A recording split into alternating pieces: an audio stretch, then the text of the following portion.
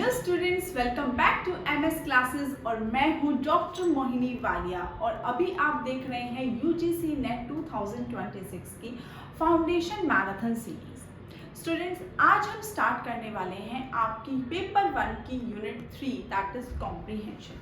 Students, बहुत सारे बच्चों को क्या लगता है ये जो कॉम्प्रीहेंशन है ये बहुत ही ज़्यादा ईजी है और आप इसको ईजीली क्रैक कर सकते हैं एग्जाम में।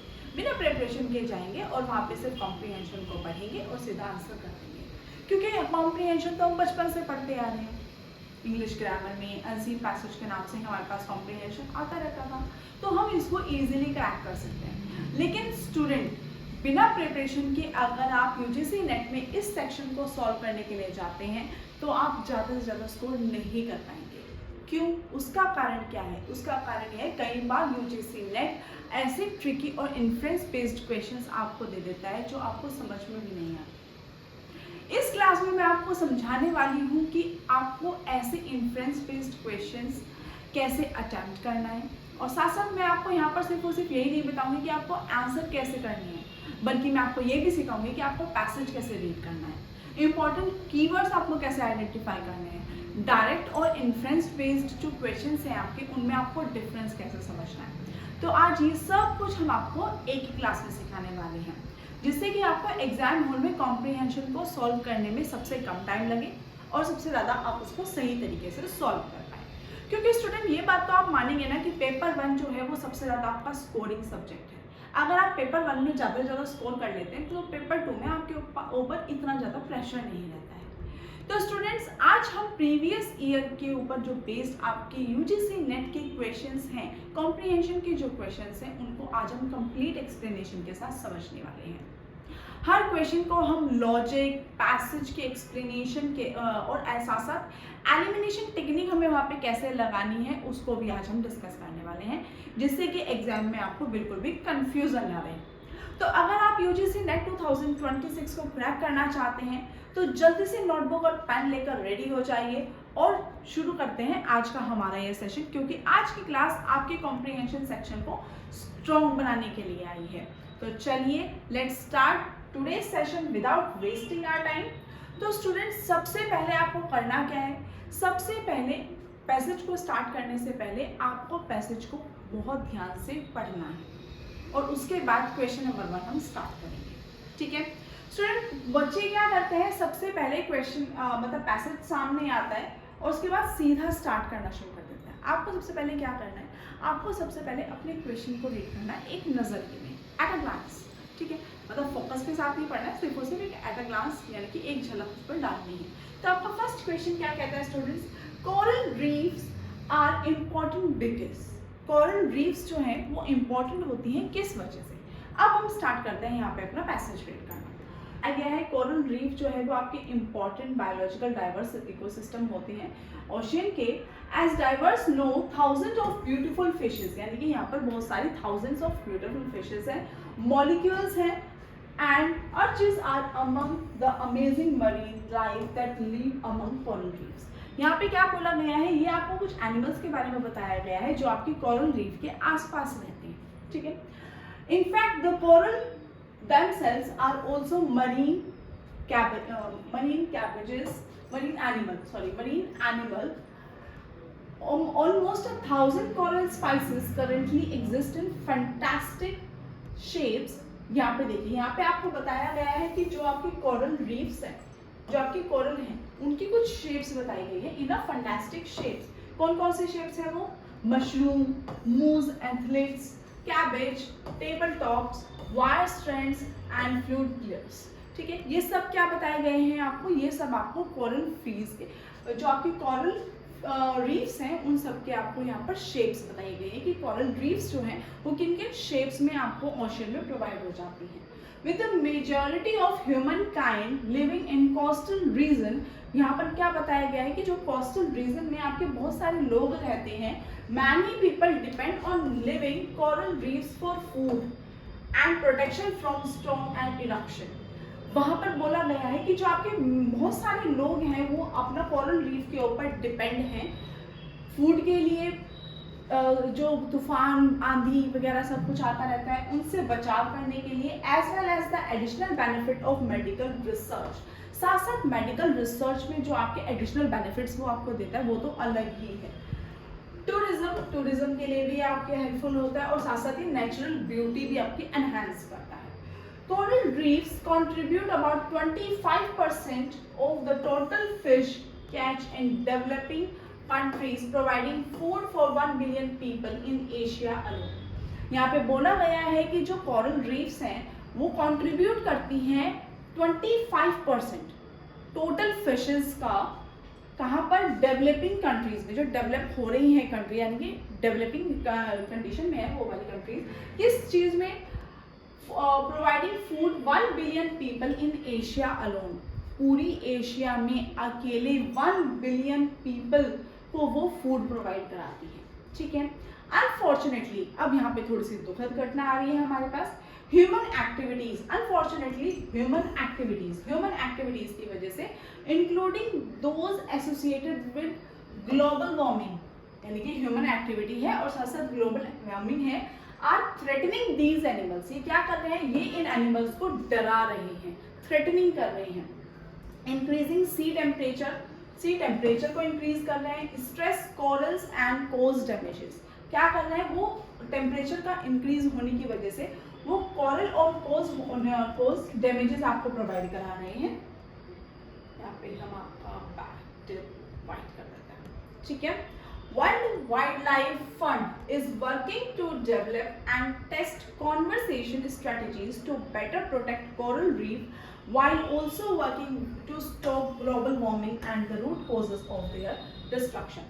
यहाँ पे क्या कहा जा रहा है, जो हमारे WWF है यानी कि वर्ल्ड वाइल्ड लाइफ फंड है, वो क्या कर रहे हैं, वो डेवलप कर रहे हैं और साथ साथ एक टेस्ट कॉन्वर्सेशन स्ट्रेटजी डेवलप कर रहे हैं जिससे कि वो प्रोटेक्ट कर सके कोरल रीफ्स को, while also working to stop global warming, और साथ साथ वो ग्लोबल वार्मिंग को भी यहाँ पर स्टॉप कर सकें। स्टूडेंट्स, यहाँ पर एक छोटा सा हमने यहाँ पर रीड किया पैसेज को और उससे हमें ये आइडिया लग गया कि हमारे पैसेज में क्या बात की जा रही है। ठीक है, एक बार देखिए स्टूडेंट, यहाँ पे मैं आपको बहुत धीरे धीरे बता रही हूँ जिससे कि आपको एक पिक्चर मिल सके, एक सही स्ट्रैटेजी मिल सके कैसे आपको स्टार्ट करना है। ठीक है स्टूडेंट, तो बिल्कुल भी यहाँ पर हबड़ दबड़ी नहीं करनी है, बिल्कुल भी हरी मत कीजिए, ध्यान से समझिए, क्योंकि स्टूडेंट कभी कभी क्या होता है कि ध्यान से समझे भी पहली बात आपको एंड में तेजी करने पे मजबूर कर देती है। ठीक है, चलिए अब यहाँ पे आपको पहले पूछा गया है coral reefs are important. Coral reefs जो है वो आपकी इम्पॉर्टेंट है, किस वजह से है? पहला बोला गया है they contribute 35% of the total fish catch in developing country. Student, हमने अभी पढ़ा था कि जो हमारी टोटल फिश थी डेवलपिंग कंट्री में वो कितनी थी, 25% थी। यहाँ पे बोला गया है 35%, तो ये वाला स्टेटमेंट तो गलत हो गया ना। अब देखिए, हमने पूरा पैराग्राफ पढ़ लिया तो हमें एक एक लाइन को ढूंढना नहीं पड़ रहा है। हमें क्या हुआ, एक छोटी छोटी मोटा मोटा हमें पता चल गया, तो हम छोटे छोटे की पॉइंट्स को माइंड में रख के सही आंसर कर पा रहे हैं। Many people depend on them for food। ये लाइन आई थी, बिल्कुल आई थी। कहाँ पर आई थी ये वाली लाइन हमारी, ये आई थी हमारी स्टार्टिंग में।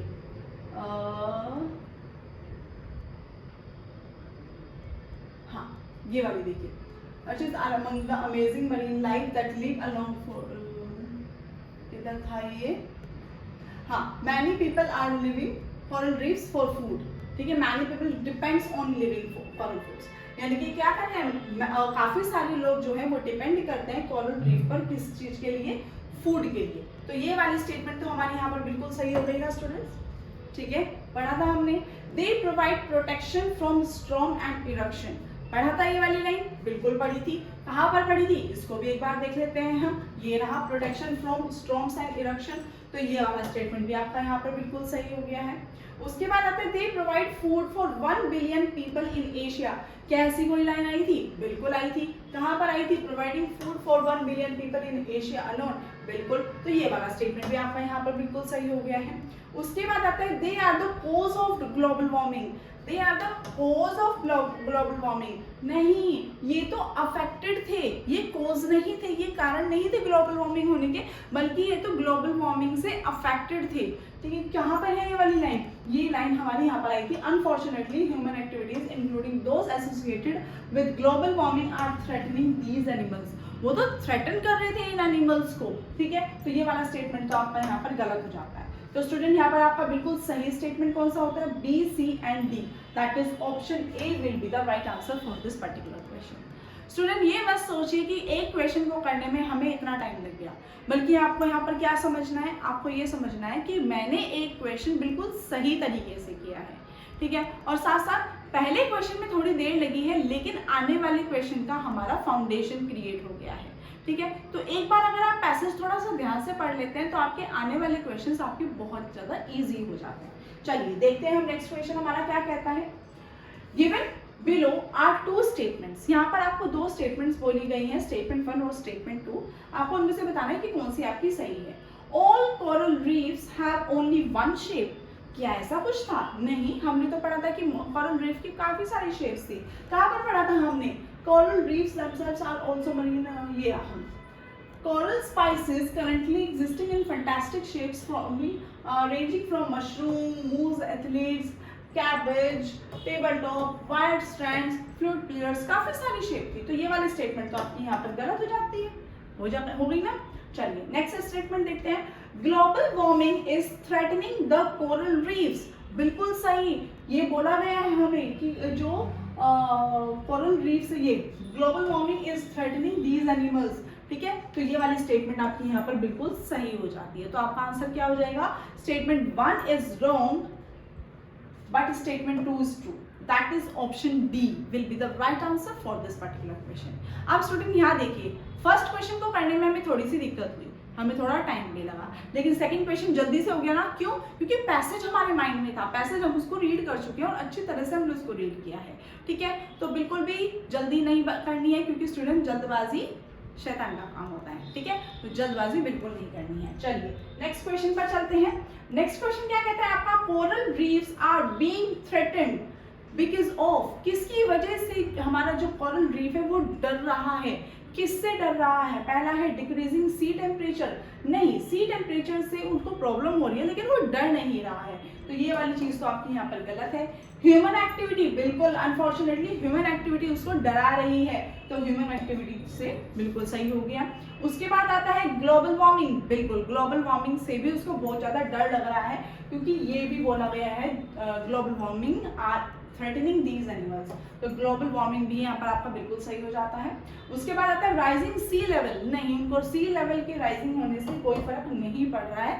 ठीक है, तो यहाँ पर ये वाला तो आपका गलत हो जाता है। तो आपके सही ऑप्शंस कौन कौन से हैं? B and C, that is option C will be the right answer for this particular question. I hope students अब मजा आ रहा होगा, क्योंकि फर्स्ट क्वेश्चंस को करते हुए हमने पैसेज को भी रीड किया, हमने क्वेश्चन को भी सही तरीके से रीड किया, थोड़ा सा उसमें टाइम लगा, लेकिन आपने ये देखा होगा कि क्वेश्चन नंबर 2 और क्वेश्चन नंबर 3 करने में आपको ज़्यादा टाइम नहीं लगा है। तो स्टूडेंट्स बिल्कुल भी घबराना नहीं है, बिल्कुल भी डरना नहीं है, और ये तो बिल्कुल नहीं सोचना है कि हम गलती कर रहे हैं, हम थोड़ा सा टाइम लगा रहे हैं। अभी आप टाइम लगा सकते हैं स्टूडेंट, वहाँ पे अगर आप टाइम लगाने के लिए बैठेंगे तो वो थोड़ा सा गलत हो जाएगा। तो यहाँ पर प्रैक्टिस करना आपके लिए सही है, आपके लिए बफर टाइम है यहाँ पर आपको तैयारी करने के लिए। तो स्टूडेंट बिल्कुल भी जल्दबाजी नहीं करनी है, थोड़ा पेशेंस के साथ और अच्छे से तैयारी करनी है। ठीक है, सारा कोर्स कवर करने की जल्दबाजी मत कीजिए, लेकिन जितना कर रहे हैं उसको बहुत अच्छा करने की कोशिश कीजिए। ठीक है, चलिए let's move to our next question. Next question आपका क्या कहता है? Which of the following are true about coral reefs? Coral reefs के बारे में कौन सी ऐसी चीज है जो बिल्कुल सही बताई गई है? ठीक है, तो सबसे पहला आता है presently nearly 1000 coral spices exist. क्या ऐसा कुछ बोला गया था? हाँ जी, शुरुआत में ऐसा कुछ था। तो यहाँ पे था as drivers know thousands of beautiful fish, molecules and arches are among the amazing marine life that live among coral reefs। तो यहाँ पे 1000 स्पाइसेस के बारे में बात तो की गई है, बिल्कुल, तो ये वाला आपका सही हो जाता है। Coral reefs are non living, नहीं, नॉन लिविंग तो नहीं था, है ना। हमने देखा था कि कोरल रीफ्स तो हमारे नहीं, नॉन लिविंग तो नहीं थे, ये हमारे लिविंग है। क्यों? तभी तो उनको ग्लोबल वार्मिंग से, ह्यूमन एक्टिविटीज से फर्क पड़ रहा है ना। तो नॉन लिविंग थिंग को क्या फर्क पड़ेगा? कुछ भी नहीं पड़ेगा। तो ये वाला स्टेटमेंट तो आपका यहाँ पर गलत हो जाता है। नेक्स्ट आता है fish, molecules and archers live among coral reefs. क्या उनके साथ ये लोग रहते हैं? फिशेस, कहाँ पर था ये वाला स्टेटमेंट? देखिए देखिए देखिए देखिए देखिए, कहाँ पर था हमारा? फिश मॉलिक्यूल्स, ये रहा, fish molecules and archers are among the amazing marine life lives among coral reefs. हाँ जी, बिल्कुल उनके साथ रहते हैं। तो ये वाला स्टेटमेंट तो यहाँ पर आपका बिल्कुल सही हो गया है। उसके बाद आता है cabbage grow on coral reefs. क्या कैबेज ग्रो होते हैं कोरल रीफ्स पे? नहीं, वो तो कोरल रीफ्स के स्पाइसेस हैं, उनके पार्ट होते हैं, ठीक है। तो ये वाला स्टेटमेंट आपका यहाँ पर गलत हो जाता है। Because of their beauty they attract tourist. क्या उनकी ब्यूटी से, नेचुरल ब्यूटी से जो टूरिस्ट होते हैं वो अट्रैक्ट होते हैं? हाँ जी, बिल्कुल होते हैं। ये वाली स्टेटमेंट तो बिल्कुल सही है यहाँ पर।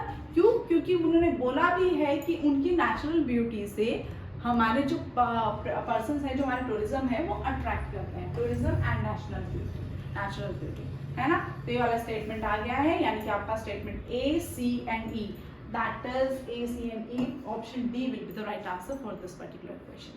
ठीक है, चलिए नेक्स्ट क्वेश्चन पर चलते हैं। हमारी ये वाली कॉम्प्रिहेंशन का लास्ट क्वेश्चन है ये। Which of the following organization is working towards the protection of coral reefs? बहुत ही ज़्यादा easy, हमने पहले ही पढ़ लिया था। क्या पढ़ा था हमने? World Wildlife Fund, that is WWF। Option B will be the right answer for this particular question. I hope student आपको फर्स्ट कॉम्प्रिहेंशन समझ में आया होगा, क्लियर हुआ होगा। अगर कोई भी डाउट लगता है तो फटाफट से हमें कमेंट करके बताइए कि आपको क्या डाउट लगता है। अब स्टूडेंट फर्स्ट कॉम्प्रिहेंशन हमने कर लिया है। सेकंड कॉम्प्रिहेंशन में अब आपको करना क्या है वो मैं आपको बताती हूँ। सेकंड कॉम्प्रिहेंशन में आपको फटाफट से करना क्या है, पहले हम पैसेज रीड आउट करेंगे जैसे हमने फर्स्ट कॉम्प्रिहेंशन का रीड किया था। उसके बाद फर्स्ट क्वेश्चन, जैसे ही कॉम्प्रिहेंशन का नेक्स्ट क्वेश्चन हम रीड करेंगे, उसके बाद आपको वीडियो को करना है पॉज, ठीक है। और उसके बाद आपको ये देखना है कि आपने क्वेश्चन को अटेम्प्ट करना है, क्वेश्चन के आंसर को चूज करना है। उसके बाद आप वीडियो को करेंगे प्ले, और उसके बाद आपको ये चेक करना है कि विदाउट एक्सप्लेनेशन आपने क्या सही आंसर को चूज किया है या गलत आंसर को चूज किया है, ठीक है। तो ये आपको यहाँ पर काम करना है स्टूडेंट्स। आई होप आप समझ रहे हैं कि मैंने आपको क्या काम दिया है, ठीक है। ये आप लोगों के लिए चैलेंज है, और वीडियो के एंड में, लास्ट में आपको कमेंट करके बताना है कि आउट ऑफ 10, क्योंकि इसके बाद हम 2 कॉम्प्रिहेंशन और करने वाले हैं, आउट ऑफ 10 आपने कितने क्वेश्चन सही किए हैं। क्योंकि 5 क्वेश्चन आपको मैंने करवा दिए हैं, तो नेक्स्ट 10 क्वेश्चन आपको खुद करने हैं, ठीक है। तो student be consistent and be confident with your answers. चलिए जल्दी से स्टार्ट करते हैं हम आपकी नेक्स्ट स्लाइड को। तो नेक्स्ट आपका पैसेज क्या कहता है? Ideally, scientists deduce conclusions from general laws that they know to be true. यहाँ पे बोला गया है कि जो आपके साइंटिस्ट होते हैं वो आपके जनरल लॉज से क्या करते हैं? कंक्लूजन्स ड्रॉ कर लेते हैं जो कि सही भी होते हैं। For example, if we know that massive object attract each other because of gravity, यहाँ पे बोला गया है कि जो आपके सेम ऑब्जेक्ट होते हैं वो एक दूसरे को अट्रैक्ट करते हैं, किस वजह से? ग्रेविटी की वजह से। Then it follows that an apple will fall to the ground because it releases from the tree. यहाँ पे बोला गया है कि एक एप्पल जैसे पेड़ से गिरा तो वो धरती पे आके गिरेगा, वो ग्राउंड से अट्रैक्ट होगा क्योंकि वहां पर ग्रेविटी है, ठीक है। This logic reasoning from general to specific. अब ये लॉजिकल रीजनिंग जो है ये आपकी जनरल स्टेटमेंट से स्पेसिफिक स्टेटमेंट की तरफ जा रही है, यानी कि इसको हम क्या बोलेंगे? इसको हम डिडक्टिव रीजनिंग बोलेंगे। तो स्टूडेंट यहाँ पे आपको ये वाली चीज समझ में आ रही है कि डिडक्टिव रीजनिंग आपकी क्या हुई? जब आप कोई भी जनरल स्टेटमेंट को स्पेसिफिक स्टेटमेंट की तरफ लेकर जाते हैं। इस बात को याद रखिएगा स्टूडेंट, कई बार ये क्वेश्चन आपका दूसरे क्वेश्चन में भी आ सकता है, रिसर्च में भी आ सकता है, ठीक है। तो इस स्टेटमेंट को याद रखना है। Often, however, we do not know the general laws that guide natural system. हालांकि हम ये बात मानते हैं, however often we do not know, हम ये बात नहीं जानते that general laws that guide natural system, कि जो हमारे जनरल लॉज होते हैं वो हमारे नेचुरल सिस्टम को गाइड करते हैं। We observe, अब हमने कुछ ऑब्जर्व किया। For example, that birds appear, अभी बर्ड हमें दिख रही है, and disappear as the year goes by, जैसे जैसे साल हमारा जाएगा हमारी चिड़ियाएं हमें दिखना थोड़ा कम हो जाएंगी। Through many repeated observations in different places. अब हमने ये ऑब्जर्वेशन काफी सारी जगह पर और रिपीट करते हुए देखा।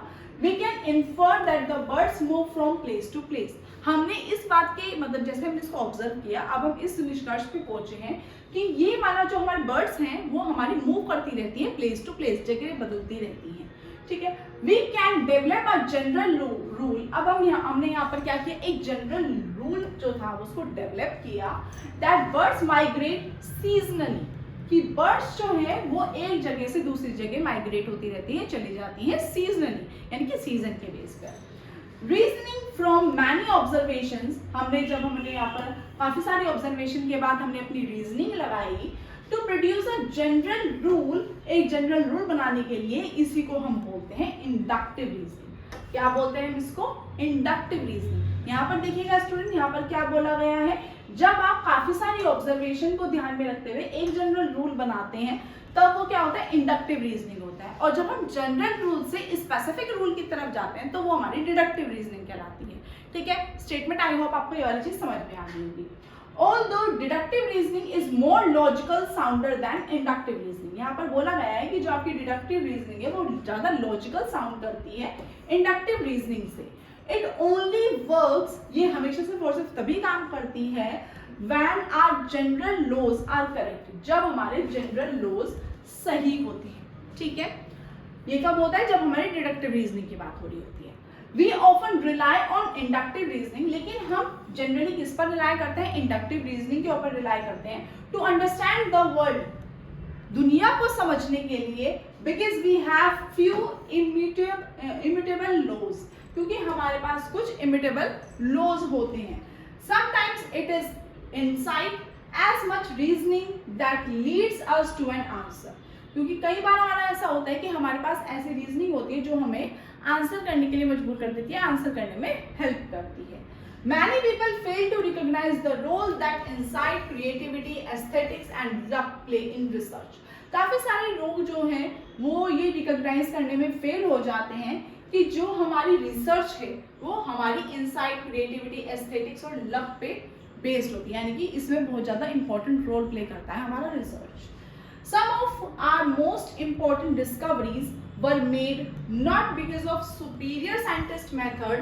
हमारी जो काफी सारी डिस्कवरीज हैं, most of the discoveries वो बनाई गई हैं वो उसमें मतलब उसको बनाने में सुपर साइंटिस्ट मेथड ने या फिर ऑब्जेक्टिव डिटैचमेंट ने इतना मदद नहीं किया, but because the investigator was passionately interested.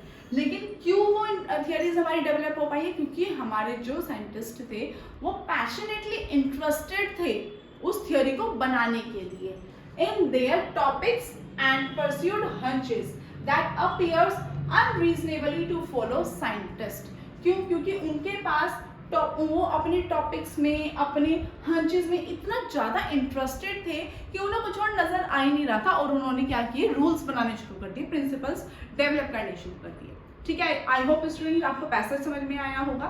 Passage थोड़ा सा बड़ा था, समझने में थोड़ा टाइम लगता है, लेकिन अगर आप प्रैक्टिस करते चले जाएंगे तो आपको प्रॉब्लम नहीं आएगी, ठीक है, क्योंकि students practice makes a man perfect, ये वाली बात तो आप बिल्कुल सही तरीके से मानते होंगे। तो चलिए, अब आपने पूरा का पूरा पैसेज सही तरीके से समझ लिया है। अब मैं आपके सामने क्वेश्चन को रीड करने वाली हूँ और आपको करना क्या है, अब आपको अपने चैलेंज के अकॉर्डिंग क्वेश्चन वीडियो को पॉज करना है, उसके बाद अपने क्वेश्चन को सही तरीके से आंसर करना है और उसके बाद वीडियो को प्ले करके आपको ये चेक करना है कि क्या आपका जो आंसर आपने चूज किया है उसकी राइट एक्सप्लेनेशन जो मैं आपको देने वाली हूँ वो सही है या नहीं है। क्या आपने उसी स्टेटमेंट के अकॉर्डिंग अपने जो आंसर को चूज किया है या फिर आपने कुछ गड़बड़ की है। चलिए देखते हैं आपका फर्स्ट स्टेटमेंट क्या कहता है। The fact that an apple will fall to the ground when it releases from the tree is an example of deductive reasoning. जो एप्पल आपका गिरा था ग्राउंड पर वो किसका एग्जाम्पल था, डिडक्टिव रीजनिंग का था। तो ये स्टेटमेंट 1 आपकी कहती है। स्टेटमेंट 2 कहती है most important scientific discoveries are made only because of sound reasoning of the investigators. तो यहाँ पर आपके पास 2 स्टेटमेंट है, तो आपको जल्दी से बताना है कि सही आंसर क्या है। चलिए जल्दी से वीडियो को पॉज कीजिए और उसके बाद आंसर को चूज कीजिए। ज़्यादा टाइम नहीं लगाना है, फटाफट से आंसर को चूज कीजिए कि आपका सही आंसर यहाँ पर क्या होगा। I hope you done with your answer. ठीक है, चलिए अब देखते हैं हमारा यहाँ पर फर्स्ट स्टेटमेंट क्या बोला गया है। Fact that an apple will fall to the ground when it releases from the tree. हम ये वाली स्टेटमेंट पहले पढ़ चुके हैं, बिल्कुल हमने पढ़ा है। तो इस स्टेटमेंट को हम देखते हैं। एप्पल वाली स्टेटमेंट हमारी जो है वो किधर गई है हमारी, देखिए देखिए देखिए, ये रहा। An apple will fall to the ground when it releases from the tree. This logic reasoning from general to specific is deductive reasoning. ये हमारी deductive reasoning है, बिल्कुल सही स्टूडेंट। ये फर्स्ट स्टेटमेंट आपकी डिडक्टिव रीजनिंग होती है, यानी कि आपकी फर्स्ट स्टेटमेंट यहाँ पर बिल्कुल सही है। अगर आपने फर्स्ट स्टेटमेंट को सही किया है तो यू वर राइट। ठीक है, चलिए सेकंड स्टेटमेंट अब हम देखते हैं। Most important scientific discoveries are made only because of sound reasoning of the investigator. यहाँ पे बोला गया है कि जो काफी आपकी मतलब जो आपकी काफी सारी साइंटिफिक डिस्कवरीज हो रही हैं वो किस वजह से हो रही है, ताकि क्योंकि इन्वेस्टिगेटर जो है वो साउंड रीजनिंग चूज कर रहे हैं। नहीं, यहाँ पर तो हमें कुछ और बोला गया है। यहाँ पर क्या बोला गया है कि जो हमारे साइंटिस्ट हैं वो इसलिए नई डिस्कवरीज कर पा रहे हैं क्योंकि वो पैशनेटली इंटरेस्टेड होते हैं। ठीक है, और वो साथ साथ अपने टॉपिक्स में परस्यूट हंचेस में अपीयर दिखाते हैं अनरीजनेबली टू फॉलो, अनरीजनेबली करते हैं। यहाँ पे रीजनिंग का तो यूज ही नहीं होता है, तो ये वाला स्टेटमेंट आपका यहाँ पर गलत हो जाता है। ठीक है, तो स्टूडेंट यहाँ पर आपका सही आंसर क्या हो जाएगा। Statement 1 is true but statement 2 is false, that is option C will be the right answer. I hope आपने यही आंसर लगाया होगा। अगर आपने ये आंसर नहीं लगाया है तो आपको यहाँ पर देखने की जरूरत है कि आपका आंसर सही क्यों नहीं हुआ है। स्टूडेंट आपको देखना क्या, आपको की पॉइंट्स पकड़ने हैं, अपने कीवर्ड्स को देखिए। कीवर्ड्स आपका यहाँ पर क्या कह रहा है कि साउंड रीजनिंग की वजह से जो आपका इन्वेस्टिगेटर है वो अपनी डिस्कवरीज कर पा रहा है, लेकिन ऊपर आपको बताया है कि अनरीजनेबली वो अपने फॉलो कर पा रहे हैं अपने टॉपिक्स को। क्यों? क्योंकि अगर वो जो इन्वेस्टिगेटर्स है वो पैशनेटली अगर इंटरेस्टेड हैं अपने टॉपिक्स में, अपने हंचेस में, तो वो सही रीजनिंग यानी कि सही प्रिंसिपल्स को फॉलो कर पा रहे हैं। तो इसका मतलब तो क्या हो गया कि हमारा स्टेटमेंट सेकंड गलत हो गया ना। तो ये वाला स्टेटमेंट आपको यहाँ पर देखने की जरूरत है। चलिए नेक्स्ट क्वेश्चन पर चलते हैं। बिल्कुल भी घबराने वाली बात नहीं है, अगर एक क्वेश्चन गलत हो गया तो कोई बात नहीं, नेक्स्ट क्वेश्चन पे आप दोबारा से ट्राई कीजिए, सही होगा। अब फिर से आपके पास दो स्टेटमेंट आ जाती है स्टूडेंट। पहला स्टेटमेंट क्या कहता है, the inference that bird migrate seasonally is an example of deductive reasoning. ठीक है, अब आपको ये देखना है कि जो आपकी बर्ड्स माइग्रेट कर रहे हैं एक जगह से दूसरी जगह पर, क्या वो डिडक्टिव रीजनिंग है। ये देखिए आपके सामने पूरा का पूरा पैसेज भी है।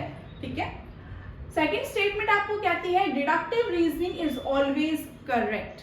ये स्टेटमेंट आपको बोला गया है कि क्या डिडक्टिव रीजनिंग हमेशा सही होती है। चलिए जल्दी से सही आंसर चूज कीजिए कि आपका यहाँ पर सही आंसर क्या होगा।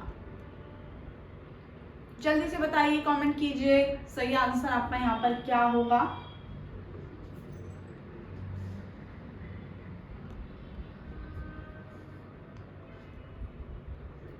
चलिए देखते हैं आपका अब यहाँ पर सही आंसर क्या होगा। सबसे पहले बोला गया है the inference that bird migrate seasonally. जो हमारी बर्ड्स हैं वो अगर सीजनली माइग्रेट हो रही हैं तो वो हमारा डिडक्टिव रीजनिंग है। चलिए देखते हैं हमारी जहाँ पे बर्ड्स माइग्रेट हो रही है, ये the birds move from place to place, we can develop a general rule that birds seasonally reasoning may develop a rule inductive reasoning। नहीं, ये तो inductive reasoning हो गया, ये deductive reasoning तो नहीं है, तो ये स्टेटमेंट तो आपकी यहाँ पर गलत हो जाती है। स्टेटमेंट 2 क्या कहती है, deductive reasoning is always correct. क्या ऐसा हो सकता है? नहीं, डिडक्टिव रीजनिंग सिर्फ और सिर्फ तभी सही होती है जब हमारी जनरल रूल सही होता है। अगर जनरल रूल सही है तो हमारी डिडक्टिव रीजनिंग सही होती है। ठीक है, तो ये स्टेटमेंट तो आपका यहाँ पर गलत हो जाता है, यानी कि आपके यहाँ पर आंसर क्या होगा, बोथ स्टेटमेंट आर फॉल्स। तो आपका यहाँ पर आंसर हो जाएगा option B. I hope students आपने ये वाला ही आंसर लगाया होगा। अगर आपने यही आंसर लगाया है तो मैनी कंग्रेचुलेशंस। और अगर आपने ये आंसर नहीं लगाया है या आपका आंसर एक गलत हुआ है तो कोई बात नहीं, घबराने वाली बात नहीं है। अभी हम सिर्फ और सिर्फ लर्निंग फेज में हैं। लर्निंग में अगर आप मिस्टेक्स करते हैं तो वो कोई बड़ी डील नहीं होती है, उस पर आपको सिर्फ और सिर्फ मेहनत करने की जरूरत होती है, फोकस करने की जरूरत होती है। ठीक है, बिल्कुल घबराने वाली बात नहीं है। अब आपके सामने हम दूसरा क्वेश्चन भी रखने वाले हैं, नेक्स्ट क्वेश्चन आने वाला है, तो उसको ट्राई कीजिए, वो आपका सही हो जाएगा। ठीक है, चलिए नेक्स्ट क्वेश्चन पर आते हैं। यहाँ पर क्या बोला गया है, which among the following play a role in achieving success in research. जब हम यहाँ पर रिसर्च की बात कर रहे हैं तो यहाँ पर आपका क्या सबसे ज्यादा इंपॉर्टेंट रोल प्ले करता है, रीजनिंग, इनसाइट, लक। यहाँ पर आपको बिल्कुल सही आंसर चूज करना है पैसेज में से। चलिए, पैसेज आपके सामने है, क्वेश्चन आपके सामने है, जल्दी से चूज करके बताइए सही आंसर आपका क्या है। Which among the following play a role in achieving success in research, reasoning, insight or luck? Choose कीजिए आपका सही ऑप्शन क्या होगा। आई होप आपने यहाँ पर सही आंसर चूज कर लिया होगा। A, B and only, B and C only, A and C only and A, B and C। तो सही आंसर आपका यहाँ पर क्या होगा, जल्दी से चूज कीजिए और ऑप्शन बताइए, हमें कमेंट कीजिए जल्दी से जल्दी। तो स्टूडेंट्स, अब हम यहाँ पर देखते हैं आपका यहाँ पर सही आंसर क्या है। तो स्टूडेंट, यहाँ पर बोला गया है कि क्या एक सबसे ज्यादा इंपॉर्टेंट रोल प्ले करता है सक्सेस, रिसर्च की सक्सेस में। ठीक है, यानी कि अगर हमें सक्सेस को अचीव करना है रिसर्च में तो उसके लिए सबसे ज्यादा इंपॉर्टेंट क्या होता है। तो स्टूडेंट, यहाँ पे हमने देखा था कि सबसे पहले अगर कोई भी रिसर्चर अपना रोल वो करना चाहता है, सक्सेस चाहता है, to recognize the role that insight, creativity, aesthetic and luck plays in research। तो यहाँ पर रीजनिंग की अगर आप बात करें तो स्टूडेंट आपको देखा होगा कि अभी हमने जो ऊपर बात की गई है वो दोनों ही आपकी रीजनिंग है, डिडक्टिव रीजनिंग और इंडक्टिव रीजनिंग। तो दोनों ही आपके प्रिंसिपल्स फॉलो किए जाते हैं while we calculating any problem। ठीक है, तो यहाँ पर अगर हम देखें कि कोई भी रिसर्च को अगर फॉलो किया जा रहा है तो रीजनिंग तो वहाँ पे आपकी हेल्पफुल हो ही रही है। ठीक है, अब रीजनिंग के साथ आपको इंसाइट भी हो रहा है, बोला गया आपको इंसाइट, और लक के बारे में भी आपको यहाँ पर बताया गया है।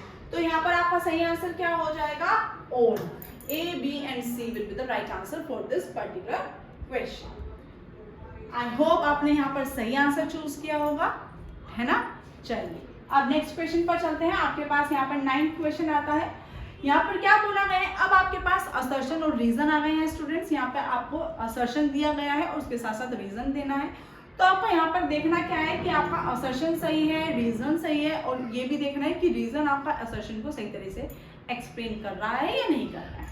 चलिए, सबसे पहले असर्शन आपका क्या बोला गया है, we often rely on inductive reasoning in our day to day life. ठीक है, यहाँ पर बोला गया है कि जो आपका इंडक्टिव रीजनिंग है उसके टाइम पे हम अपनी मतलब उसके लिए हम रिलाई करते हैं अपनी डे टू डे लाइफ के लिए। Inductive reasoning is sounder logically as compare to deductive reasoning. यहाँ पर इन्होंने ये बोला है कि जो आपकी इंडक्टिव रीजनिंग है वो थोड़ा सा ज्यादा लॉजिकल होती है कंपेयर टू डिडक्टिव रीजनिंग। चलिए, अब जल्दी से आपको ये वाले क्वेश्चन अटेम्प्ट करने हैं, तो जल्दी से बताइए कि सही आंसर आपका यहाँ पर क्या होने वाला है। ऑप्शन ए कहता है both A and R are correct and R is the correct explanation of A. B option है आपका both A and R are correct but R is not the correct explanation of ए।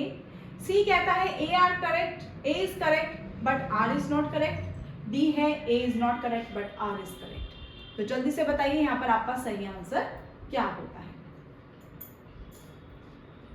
सबसे पहले बताया गया है we often rely on inductive reasoning in our day to day life. Day to day life अगर हमें करनी है तो उसके लिए हमें इंडक्टिव रीजनिंग की हेल्प होती है। और साथ साथ दूसरा स्टेटमेंट बताया गया है कि inductive reasoning is sounder more logically as compare to deductive reasoning, ये बताया गया है। तो चलिए जल्दी से बताइए सही आंसर आपका यहाँ पर क्या होता है। आई होप आपने यहाँ पर अपना सही आंसर चूज कर लिया होगा स्टूडेंट्स। तो चलिए अब देखते हैं यहाँ पर आपको सही क्या बताया गया है। We often rely on inductive reasoning in our day-to-day life। ये स्टेटमेंट आपको इसमें दी गई है पैसेज में या फिर नहीं? हाँ, दी गई है। क्यों? क्योंकि हमने जब पढ़ा था पैसेज तो हमने वहाँ पर कुछ ये देखा था कि वर्ल्ड को हमें जानने में थोड़ी सी मदद करती है, कुछ ऐसा सा था। ठीक है, चलिए देखते हैं अब यहाँ पर इंडक्टिव रीजनिंग के बारे में। इंडक्टिव रीजनिंग हाँ ये We often rely on inductive reasoning to understand the world because we have few immutable laws. इन्होंने बताया है कि हम यहाँ पर दुनिया को समझने के लिए हमारी इंडक्टिव रीजनिंग मदद करती है। क्यों? क्योंकि हमारे पास इम्यूटेबल लॉज होते हैं। तो यहाँ पर ये बात तो बिल्कुल सही आ गई है ना स्टूडेंट, बिल्कुल ये वाली स्टेटमेंट तो आपकी बिल्कुल सही हो गई है। रीजनिंग आपको क्या कहती है student? Inductive reasoning is sounder logically as compare to deductive reasoning. अब यहाँ पर भी कुछ बोला गया था, बिल्कुल बोला गया था। एक लाइन ऊपर अगर हम जाएं तो deductive reasoning is more logically sounder than inductive reasoning. लेकिन ऊपर स्टेटमेंट में तो हमें ये बोला गया है कि डिडक्टिव रीजनिंग आपकी ज्यादा लॉजिकली होती है इंडक्टिव रीजनिंग से। तो ये वाला स्टेटमेंट तो यहाँ पर क्या हो रहा है, इस वाली स्टेटमेंट को ये कट कर रहा है। क्यों? क्योंकि वो अपोजिट स्टेटमेंट हो रही है। तो यहाँ पर आपका सही आंसर क्या हो जाएगा students? Assertion is correct but reason is not correct, यानी कि option C will be the right answer for this particular question. चलिए let's move to the last question of this passage. क्या बोला गया है आपको इस वाले क्वेश्चन में? According to the passage, some of the scientists were able to make important discoveries primarily because of their किस चीज की वजह से? Passionate interest in the subject, superior scientific method, objective detachment. Choose the correct answer from the options given below.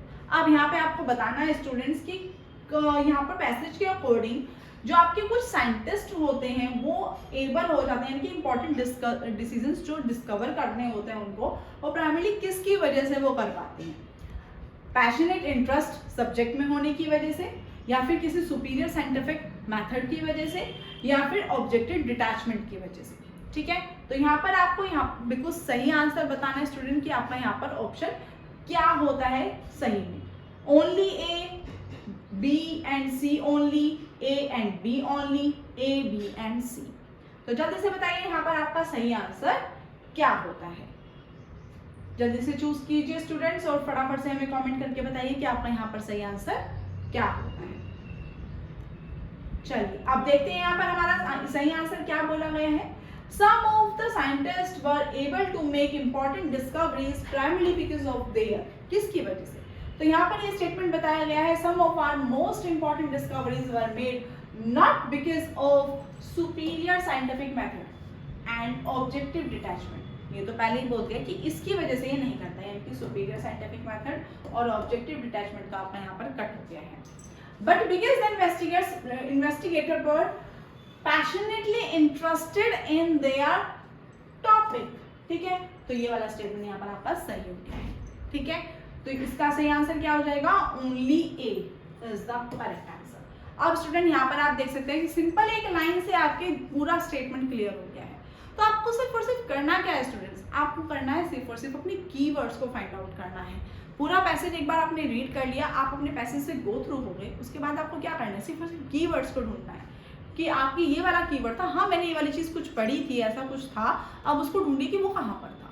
ठीक है, I hope आपको ये वाला पैसेज समझ में आया होगा। लेकिन अगर किसी को डिफिकल्टी लगी है तो कोई बात नहीं, अभी हम एक और पैसेज को सॉल्व करने वाले हैं। अगर आपको उसमें भी कोई डाउट लगता है तो नेक्स्ट क्लास भी हम कॉम्प्रीहेंशन पर ही करने वाले हैं। आप बिल्कुल भी इस बात में टेंशन मत लीजिए, क्योंकि स्टूडेंट्स कॉम्प्रीहेंशन एक बहुत ही ज्यादा इंपॉर्टेंट रोल प्ले करता है आपके पेपर 1 में। बट उससे पहले अब आपको करना क्या है? अब आपको करना है YouTube पर जाना है और सबसे पहले हमारे चैनल को सब्सक्राइब करना है। चैनल को आप सब्सक्राइब जब आप करेंगे तो आप देखेंगे कि हमारा जो चैनल है वो YouTube पर @मोहिनीवालिया 16S के नाम से आपको यहाँ पर शो हो जाएगा। ये हमारा चैनल का नाम है @मोहिनीवालिया 16S। MS क्लासेस के नाम से आपको हमारा चैनल यहाँ पर मिल जाएगा। उसके लिए आपको क्या करना है? सबसे पहले आपको करना है सब्सक्राइब। सब्सक्राइब जब आप करेंगे तो सब्सक्राइब करने के साथ आपको वहां मिलेगा एक बेल आइकन, जिसको आपको प्रेस करना है और उससे आपको क्या होगा? उससे आपको मिलेंगी अपडेटेड नोटिफिकेशंस।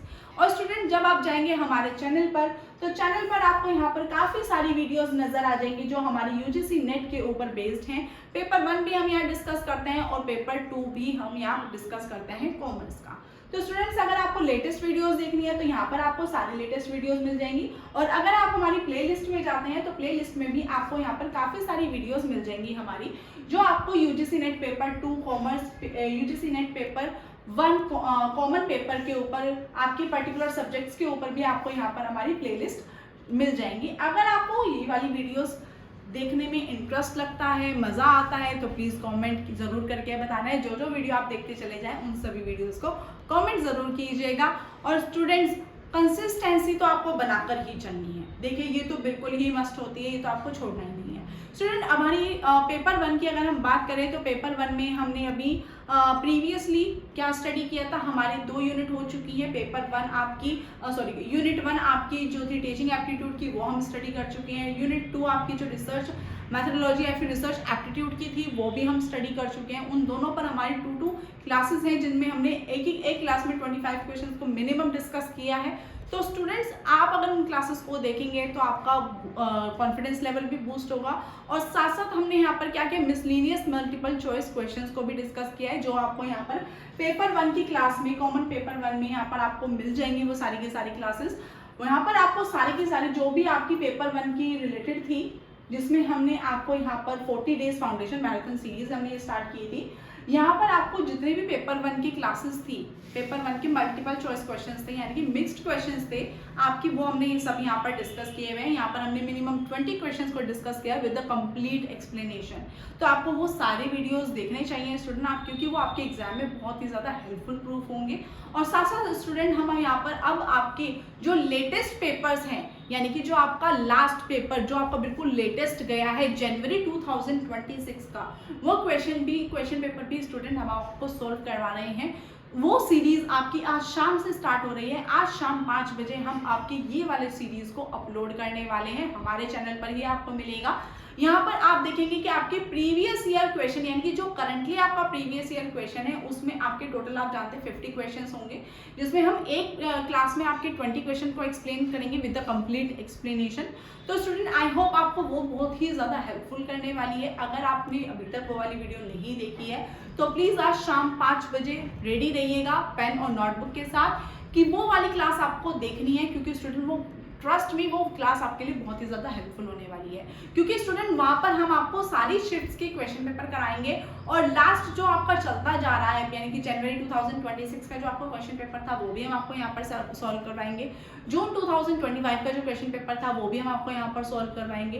फिर आपका जनवरी 2025 का जो क्वेश्चन पेपर होगा, हम वो भी यहाँ पर आपको सॉल्व करवाएंगे। और साथ साथ आपको ये भी बताएंगे कि यहाँ पर कौन कौन से कीवर्ड्स वो यूज़ किए गए हैं। स्टूडेंट, हमने आपको साथ साथ यहाँ पर ये भी बताया कि आपका ट्रेंड एनालिसिस क्या है। ट्रेंड एनालिसिस क्या था, जो हमारे प्रीवियस 5 ईयर के क्वेश्चन पेपर आ रहे हैं, वो कौन से टॉपिक को फॉलो करते हुए आ रहे हैं, यानी कि कौन सी ट्रिक्स को वो फॉलो करते जा रहे हैं। हमने ये सब कुछ आपको यहाँ पर डिस्कस कराया है। अगर आपने ये सारी वीडियोस अभी तक हमारी नहीं देखी हैं, तो आप हमारे चैनल पर जाकर ये सारी वीडियोस देख सकते हैं। आपको सब कुछ ये हमारी प्लेलिस्ट में अवेलेबल हो जाएंगी। UGC net paper 1 common paper के नाम से हमारी ये प्लेलिस्ट बनी हुई है, इसमें आपको सारी वीडियोस यहाँ पर मिल जाएंगी। तो स्टूडेंट्स, अगर आपको यूजीसी नेट 2026 क्रैक करना है और उसके लिए आप बिल्कुल सीरियस हैं, तो स्टूडेंट्स ये सारी वीडियोस आपके लिए फाउंडेशन है, आपके लिए समझ लीजिए जादू का पिटारा है। तो स्टूडेंट्स, अगर आपको ये जादू का पिटारा मिला है तो उसको फटाफट से खोलिए और उसको देखना शुरू कीजिए, क्योंकि स्टूडेंट ये आपके बेसिक फाउंडेशन को बहुत ही ज़्यादा हेल्पफुल बनाने वाला है। और स्टूडेंट्स, आप तो जानते हैं कि अब आपका एग्जाम आने वाला है, नेक्स्ट वीक आपका एग्जाम है। तो स्टूडेंट, जब तक आपका वो वाला टाइम पीरियड चल रहा है, तो बिल्कुल आपको फोकस नहीं करना है और आपको चलते रहना है हमारे इस वाले चैनल के साथ। तो चलिए स्टूडेंट, चलते हैं वापस से अपनी एमसीक्यूज पर, जो हम कर रहे थे हमारी कॉम्प्रीहेंशन पर। तो ये हमारा नेक्स्ट कॉम्प्रीहेंशन आता है स्टूडेंट। अब ये लास्ट कॉम्प्रीहेंशन है आज की क्लास का, तो आपको करना क्या है, इसको बहुत ही ध्यान से करना है। कोई भी प्रॉब्लम होती है तो कमेंट करते रहना है हमें। तो चलिए अब हम देखते हैं इस वाले कॉम्प्रीहेंशन को, कि वाला कॉम्प्रीहेंशन हमें क्या कहता है। Held in Dubai, November 30 to December 12, 2023, the 28th conference of the parties, यानी कि COP28। अब आपने इसको यहाँ पे क्या किया है, कॉन्फ्रेंस ऑफ द पार्टी को यहाँ पर छोटा कर दिया है, COP28 to the United Nations Framework Convention on Climate Change। ये हमारा जो पूरा नाम बोला गया था स्टूडेंट, इन सब को शॉर्ट फॉर्म में बताया गया है UNFCCC। Faced critical challenges as negotiations enter their final stage। अब यहाँ पे जो दुबई में आपकी कॉन्फ्रेंस हेल्ड हुई थी, कौन सी, COP28, वहाँ पर जो आपके UNFCCC थी, उन्होंने फेस किए काफ़ी सारे क्रिटिकल चैलेंजेस, किस स्टेज में, ताकि जब उनका फाइनल स्टेज पर नेगोशिएशन हो रहा था। नेगोशिएशन क्या होता है स्टूडेंट, जब आपस में बैठ के कोई भी बातचीत करके फाइनल किया जाता है, ठीक है। नेगोशिएशन का मतलब हो गया कि थोड़ी तुम्हारी बात मान ली, थोड़ी मेरी बात मान ली, यानी कि ना तुम्हारी ना मेरी, ये वाली बात फाइनल बीच में हो जाती है, उसी को हम कहते हैं negotiation. Through the summit begin with a positive development. अब हमारा समिट जो है वो स्टार्ट हुआ है पॉजिटिव डेवलपमेंट के साथ। The activation of the loss and damage fund, यहाँ पर जो आपका एक्टिवेशन है, the activation of the loss and damage fund, there are several obstacles to threaten the progress on key issue. यहाँ पर क्या हुआ, काफी सारे ऑब्स्टेकल्स आए बीच में थ्रेटन करने के लिए की इश्यूज को। देखिए अब यहाँ पर एक ये हमें देखकर लग रहा है कि ये ऑब्स्टेकल थ्रेटन वाला है, तो ये वाला की पॉइंट पूछा जा सकता है आपसे। The major challenge is the sustainable gap between promised financial support and actual need. तो यहाँ पर क्या हुआ, ये एक सस्टेनेबल गैप आ गया आपका प्रोमिस्ड फाइनेंशियल सपोर्ट के बीच में एंड एक्चुअल नीड के बीच में। The actual amount pledged by developed nation is only $700 million to the loss and damage fund. That is too less than actual requirement. Actual requirement से वो बहुत ही ज़्यादा आपको कम लग रहा है। To add salt to this offer, a significant portion of this funding may be provided as loans that will further burden the nation suffering from climate change impact. अब इस बात पे थोड़ा सा और ऐड करते हुए, to add the salt to this offer, a significant portion of this funding, एक सिग्निफिकेंट पोर्शन आया है आपकी फंडिंग का, may be provided as loan, जो आपको एज अ लोन प्रोवाइड कर सकता है, दैट विल फर्दर बर्डन। लेकिन अगर आप उसको लोन ले लेते हैं तो वो आपके ऊपर आगे चल के बर्डन बनाएगा the nation suffering from climate change impact, जो कि ऑलरेडी क्लाइमेट चेंज के इम्पैक्ट से प्रभावित हो रही है। Oil producing and exporting countries, अब यहाँ पर किसकी बात की जा रही है, ओपेक की बात की जा रही है, जो ऑयल प्रोड्यूस करती हैं एंड एक्सपोर्ट करती हैं कंट्रीज को। Contradicts letter urging members to obstruct efforts to reduce fossil fuels use has created tension during negotiation।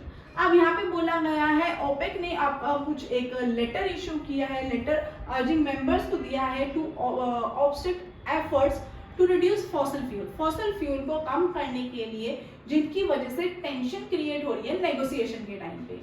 This directly contradict the phase down, इसने क्या किया, फेज डाउन किया है आपका फॉसिल फ्यूल्स को, use agreed upon at COP 26। तो ये आपका क्या हो जाएगा, ये आपका 28 था तो ये आपका 26 हो गया। कॉन्फ्रेंस ऑफ द पार्टी यानी कि 26 कॉन्फ्रेंस ऑफ द पार्टी की जब बात कर रहे थे हम, वहां पर ये फेज डाउन किया गया था। That highlights the conflict between global climate global and the interest of the oil producing Nations. Thus, fossil fuels use add to a major challenge in refining COP 28। यहाँ पर हम फिर से COP 28 के बारे में बात कर रहे हैं। यहाँ पर जब उनके मेजर चैलेंजेस को रिफाइन कर रहे थे COP 28 में डिक्लेरेशन में, apart from the funding conflict, अब यहाँ पे क्या हुआ था, फंडिंग कॉन्फ्लिक्ट के साथ साथ डिबेट्स इलस्ट्रेट दिस डिफिकल्टी, जो डिबेट्स हुए थे उन्होंने इस डिफिकल्टी को डिस्क्राइब किया था, इलस्ट्रेट किया था, specifically regarding the inclusion of a fossil fuel phase out. ये क्या था आपका, ये प्रॉपर एक स्टेटमेंट था फॉसिल फ्यूल फेज आउट के नाम से। Close in the Dubai declaration, जब हमारा दुबई डिक्लेरेशन का हुआ था वहां पर एक क्लोज निकाला गया था आपका फॉसिल फ्यूल फेज आउट के नाम से।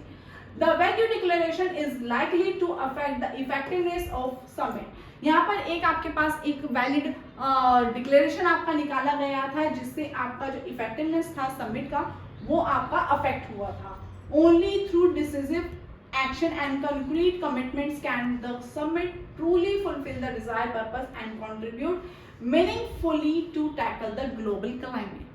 I hope student ये वाला जो स्टेटमेंट आपको बोला गया है, जो पैसेज आपके सामने आया है, वो पैसेज आपको समझ में आया होगा। यहाँ पर आपकी कॉन्फ्रेंस की बात की जा रही है, कॉन्फ्रेंस ऑफ द नेशन की बात की जा रही है, आपकी कॉन्फ्रेंस जो पार्टी है आपकी, वहाँ पर आपको United nation convention on climate change के ऊपर आपसे बात की जा रही है। तो यहाँ पर आपको कुछ ऑयल प्रोड्यूसिंग की बात हो रही है, यानी कि ओपेक ने आपको यहाँ पर कुछ इंटरफेयर किया है, यानी कि इंटरमीडिएट चल रहा है।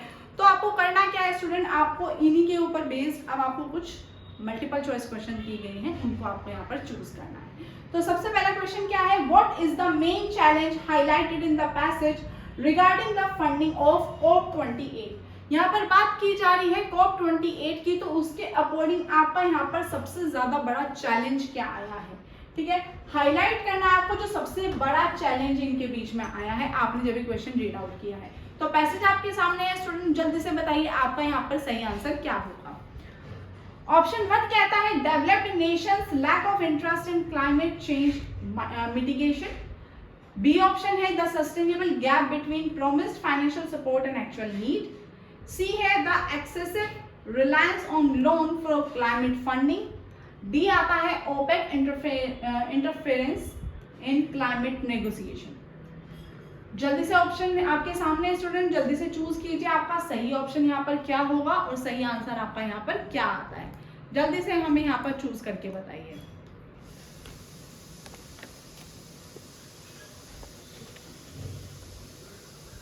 आई होप आपने ये क्वेश्चन अटेम्प्ट कर लिया होगा स्टूडेंट्स, अब आपको पता होगा आपका यहाँ पर सही आंसर क्या आने वाला है।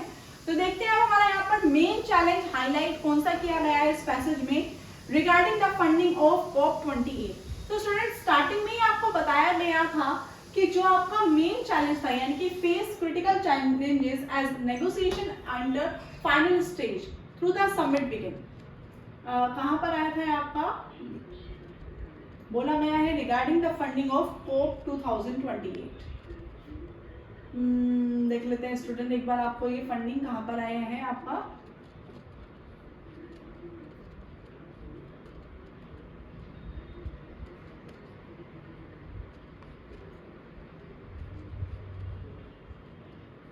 ये देखिए यहाँ पर बोला गया है the major challenge is the sustainable gap between the promised financial support and actual need, ठीक है। तो यहाँ पर आपको बोला गया है जो आपका मेजर चैलेंज आपके सामने आया, और यहाँ पर भी हमें क्या बताना है, मेन चैलेंज ही बताना है। तो आपका सबसे पहले क्या था, यहाँ पर बताया गया है आपका promised financial support and actual need. तो ये आपने क्या किया था, sustainable gap.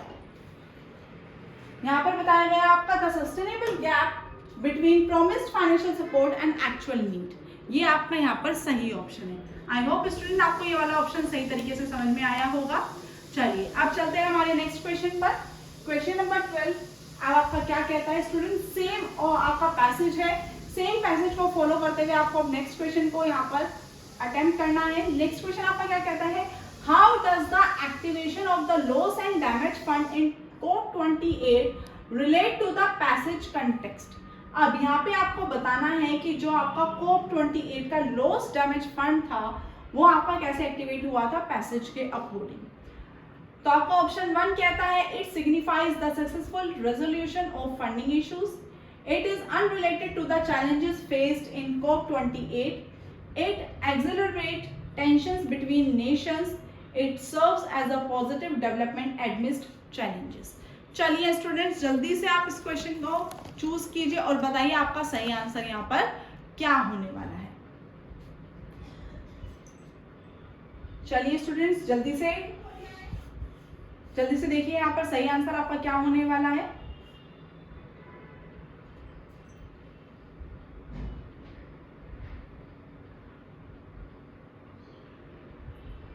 How does the activation of the loss and damage fund in COP28 relate to the passage context?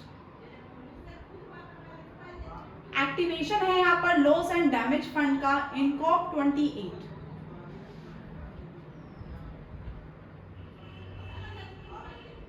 चलिए करते हैं स्टूडेंट अब इसको। यहाँ पर बोला गया है loss and damage fund in COP28 activation बताना है। तो सबसे पहले तो हमारा ये कीवर्ड हो गया है, तो इस कीवर्ड को हम यहाँ पर ढूंढ लेते हैं पूरे पैसेज में। तो ये एक्टिवेशन आपका कहाँ आ रहा है, तो स्टूडेंट आप ये देख सकते हैं activation of the loss and damage fund in COP28, ये आ गया आपका पूरा का पूरा line activation of loss and damage fund. अब इससे पहले आपका क्या आ रहा है, through the summit begin with a positive development, ठीक है, ये स्टेटमेंट आ रही है आपकी।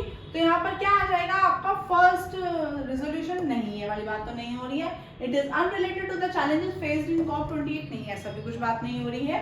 It accelerate tension between nation, नहीं नेशन के बीच में टेंशन की तो कोई बात ही नहीं, पूरे स्टेटमेंट में ये वाली बात नहीं आई है। It serve as a positive development amidst challenges, हाँ ऐसा कुछ तो आया है, बिल्कुल यही वाली बात तो आई है ना। With a positive development. Positive development के साथ उन्होंने क्या किया है, चैलेंजेस को एक्सेप्ट किया है अमंग द डेवलपिंग कंट्रीज। ठीक है, तो आई होप ये वाली चीज आपको समझ में आई होगी स्टूडेंट कि आपको क्वेश्चन को अटेम्प्ट कैसे करना है। आपको सिर्फ और सिर्फ देखना क्या है स्टूडेंट्स, आपको कीवर्ड्स को यहाँ पे नोट करना है। क्या करना है, आपको कीवर्ड्स को चूज करना है और सही कीवर्ड्स को यहाँ पर लेकर चलना है। तो चलिए नेक्स्ट क्वेश्चन पर देखते हैं आपका सही आंसर क्या होता है। क्वेश्चन नंबर 13 अभी भी आपके पास है। अगर किसी ने क्वेश्चन नंबर 11 और क्वेश्चन नंबर 12 सही आंसर नहीं हुआ है तो कोई बात नहीं, अभी क्वेश्चन नंबर 13 भी आपके पास है, भी आप वो भी कर सकते हैं। चलिए क्या कहता है आपका next question, what does the passage suggest about the conflict between global climate goals and the interest of oil producing nation. तो यहाँ पर आपको क्या देखना है, यहाँ पर आपको बताना है कि कौन आपका जो पैसेज है वो क्या आपको सजेस्ट करता है, जो कॉन्फ्लिक्ट हो रहे हैं किसके बीच में, ग्लोबल क्लाइमेट गोल्स के बीच में और साथ साथ ऑयल प्रोड्यूसिंग नेशन के इंटरेस्ट के बीच में। तो यहाँ पर आपको सही आंसर चूज करना है। क्या आपका सही आंसर होता है, जल्दी से चूज कीजिए और हमें बताइए कि आपका सही आंसर यहाँ पर क्या है।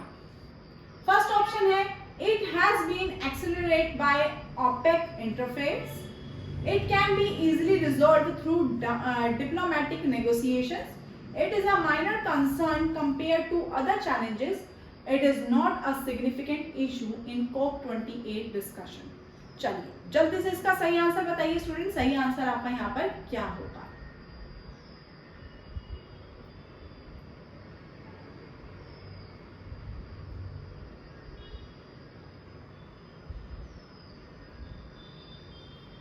जल्दी से देखिए आपका सही आंसर यहाँ पर क्या है।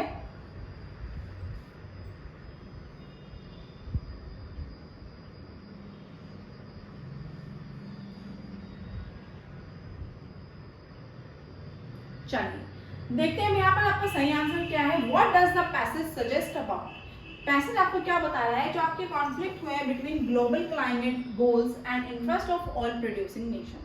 तो इनके बारे में हम थोड़ा सा यहाँ पर देख लेते हैं कि आपका जो यहाँ पर ग्लोबल क्लाइमेट गोल्स हो रहे हैं और जो आपके ऑयल प्रोड्यूसिंग नेशंस हैं वो कहाँ पर हैं। तो यहाँ पर स्टूडेंट हम देख रहे हैं कि आपका जो ऑयल प्रोड्यूसिंग नेशन है वो आपका यहाँ से स्टार्ट हो गया है और साथ साथ जो आपका ग्लोबल नेशन मतलब ग्लोबल जो क्लाइमेट चेंज हो रहा है उसकी वजह से कहाँ पर कुछ प्रॉब्लम आ रही है, वो आपकी इधर आ रही है क्लाइमेट चेंजेस इम्पैक्ट के ऊपर। ठीक है, तो यहाँ पर ये थोड़ा सा आपका चल रहा है सही। तो हम यहाँ पे देखेंगे कि इसकी वजह से क्या आपका आया है, it has been accelerated by OPEC interference. बिल्कुल यहाँ पर क्या बात बोली गई है कि इस चीज को एक्सेलरेट करने की वजह से, यानी इस प्रॉब्लम को कम करने के लिए क्या किया था उन्होंने, ओपेक को लेकर आए थे। All producing and exporting countries letter urging members to obstruct efforts to reduce fossil fuels use has created tension during negotiation। उस नेगोशिएशन के बीच में जो भी प्रॉब्लम आ रही थी उसको कम करने के लिए क्या किया गया था, oil producing and exporting countries यानी ओपेक को लेकर आया गया था ताकि उनकी जो बीच में नेगोशिएशन होगी उसको कम किया जा सके, एक्सेलरेट किया जा सके। आई होप आपको ये वाली स्टेटमेंट सही लगी होगी। यहाँ पर देखिए स्टूडेंट, यहाँ पर आपको बोला भी गया है कि contradict the phase down of fossil fuels are agreed upon at COP26। यहाँ पर क्या हुआ था, उसके बाद ये जो contradict थी phase down की वो आपकी COP26 में fossil fuel पर agreed भी हो गई थी। That highlights the conflict between global climate goals and the interest of oil producing nation, जिन्होंने आपके इनके इंटरेस्ट को फेस किया था यानी कि सपोर्ट किया था। ठीक है, तो यहाँ पर आपका सही स्टेटमेंट क्या हो जाता है students, it has been accelerated by OPEC interface. I hope ये वाला स्टेटमेंट आपको समझ में आया होगा। थोड़ा सा कंफ्यूजिंग था, आई एग्री, आपको समझने में थोड़ी प्रॉब्लम हुई होगी। अगर आपने चूज को सही किया है तो वेरी वेल डन, आपने बिल्कुल सही चूज किया है। और अगर आपने नहीं किया है तो बिल्कुल भी डिमोटिवेट होने की जरूरत नहीं है, आप प्रैक्टिस करते रहिए, आपका आंसर बिल्कुल सही चूज होगा। चलिए नेक्स्ट क्वेश्चन देखते हैं। आपका नेक्स्ट क्वेश्चन क्या बोलता है, according to the passage what role does the inclusion of a fossil fuel phase out clause play in the Dubai Declaration। आपको यहाँ पर बोला गया है जो आपका फॉसिल फ्यूल, ये देखिए आपको पैसेज में दिया गया है फॉसिल फ्यूल फेज आउट। ठीक है, ये जो आपका क्लोज है वो जो प्ले किया गया था दुबई डिक्लेरेशन में, उसका इंक्लूजन क्या आया है। देखिए मैंने आपको यहाँ पे हाईलाइट भी करके दे दिया है पूरे पैसेज में कि कहाँ पर आपका कीवर्ड है, तो उससे तो आपको आंसर निकालना थोड़ा आसान हो ही जाएगा। यहाँ पर आता है पहले, it helps to bridge the gap between promised funding and actual needs. It is the main focus of COP28 negotiations। It contributes to the effectiveness of the summit. It is likely to be excluded from the declaration. तो जल्दी से बताइए इसका सही answer आपका यहाँ पर क्या आ रहा है।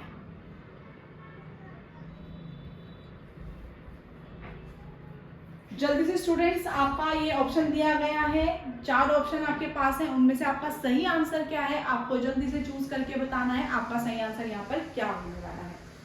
क्वेश्चन नंबर 14 आपका क्या कहता है? It helps to bridge the gap between promised funding and actual need. It is the main focus of COP28 negotiation. It contributes to the effectiveness of the summit. It is likely to be excluded from the declaration. तो student यहाँ पर आपका passage क्या कह रहा है आपको?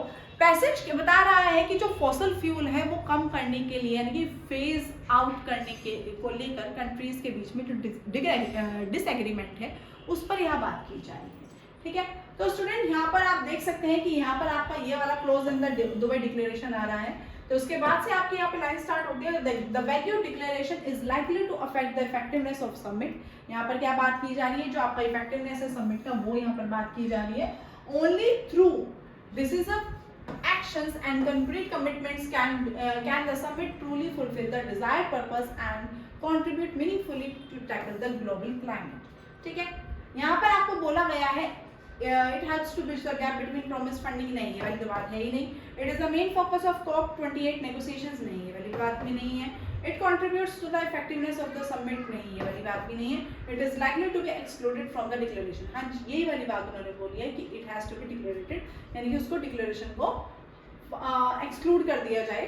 बिल्कुल ये वाली बात हो रही है। क्यों स्टूडेंट? क्योंकि पैसेज आपको कह रहा है कि जो फॉसल फ्यूल है वो कम करने के लिए आपको फेज आउट करना होगा। करने को लेकर कंट्रीज के बीच में जो डिसएग्रीमेंट है उसके लिए जो आपका ओपेक है, ठीक है, ऑयल प्रोड्यूसिंग जो आपकी कंट्रीज है वो फॉसल फ्यूल रिडक्शन के अगेंस्ट है।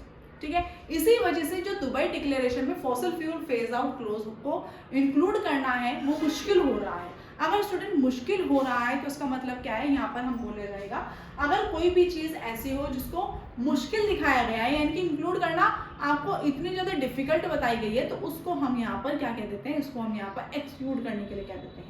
ठीक है, तो यहाँ पर हम इसको क्या बोल देंगे? Excluded from the declaration. Student यहाँ पर आपको बिल्कुल क्लियरली ये वाले शब्दों में नहीं बोला गया होगा कि यहाँ पर एक्सक्लूड करना है आपको डिक्लेरेशन को।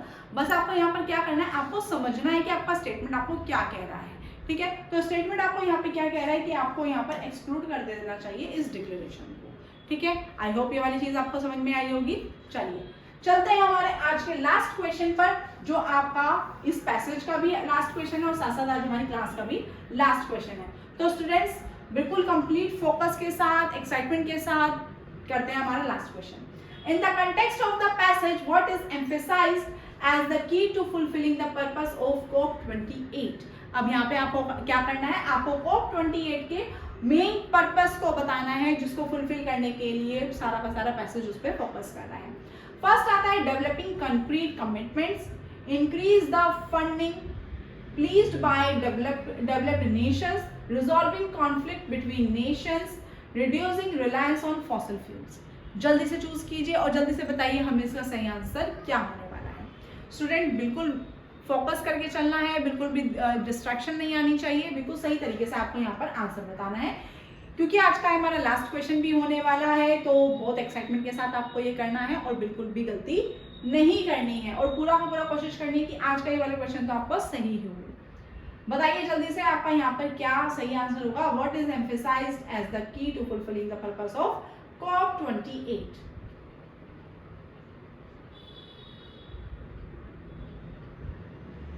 चलिए देखते हैं अब यहाँ पर हमारा क्या सही आंसर है।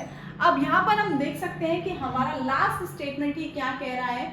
यहाँ पर बता रहा है कि जो हमारा फ्यूल फेज आउट डिक्लेरेशन यानी कि फॉसिल फ्यूल फेज आउट जो आपका डिक्लेरेशन था, दुबई डिक्लेरेशन था, वो क्या कह रहा था? Is likely to affect the effectiveness of summit only through decisive actions and concrete commitments can the summit truly fulfill the desired purpose and contribute meaningful to tackle the global climate। यहाँ पर बोला गया है एक ऐसा commitment हमें बताना है, एक ऐसा कंक्रीट कमिटमेंट हमें डेवलप करना है जिससे हमारी जो प्रॉब्लम्स हैं वो सॉल्व हो सके। ठीक है, यानी कि जो हमारा डिजायर्ड पर्पस है हम उसको चूज कर सकें और साथ साथ कॉन्ट्रीब्यूट कर सकें ग्लोबल क्लाइमेट को टैकल करने के लिए।